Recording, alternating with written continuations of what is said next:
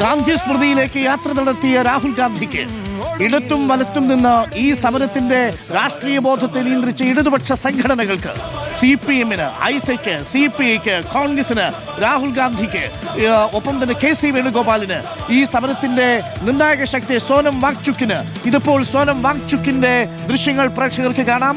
പ്രിയപ്പെട്ട പ്രേക്ഷകരെ, ഈ സമരത്തിന്റെ ഹീറോ സോനം വാങ്ചുക്ക് കൂടിയാണ്, അഭിജിത് ദീപ്കെ കൂടിയാണ്.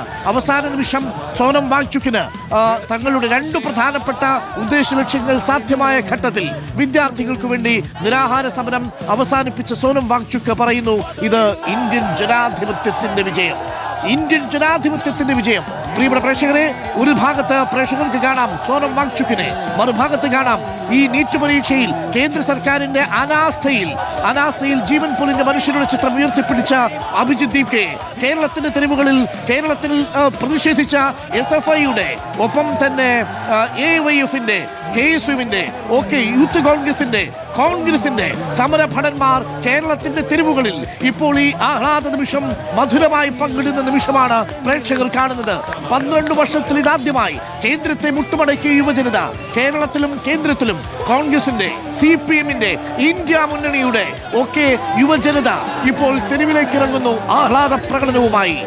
അർജന്റീന കപ്പടിക്കുമ്പോൾ മാത്രമല്ല, ഇന്ത്യൻ ജനാധിപത്യം യുവജനതയുടെ കരുത്തിൽ പുതിയ വഴി കണ്ടെത്തുന്ന ഘട്ടത്തിലും അവർ തെരുവിലിറങ്ങും. വിദ്യാർത്ഥികൾക്ക് വേണ്ടി, രക്തസാക്ഷികളായവർക്ക് വേണ്ടി, ഇനി രക്തസാക്ഷികളാകാതിരിക്കാൻ വേണ്ടി അവർ തെരുവിലേക്ക് ഒരുമിച്ചിറങ്ങി.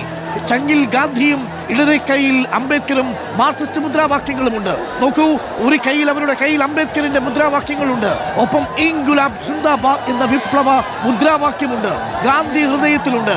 രാഹുൽ ഗാന്ധി നേതൃത്വം നൽകുന്നു. ജോൺ ബ്രിട്ടാസും ഒപ്പം തന്നെ MA ബേബിയും അടക്കമുള്ളവർ പൂർണ്ണ പിന്തുണ നൽകുന്നു. ഈ കാഴ്ചയാണ് നമ്മൾ കണ്ടുകൊണ്ടിരിക്കുന്നത്.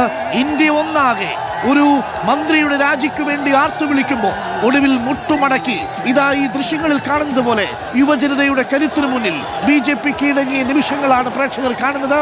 12 വർഷത്തിൽ ഇതാദ്യമാണ് ഇങ്ങനെയൊരു കീഴടങ്ങൽ.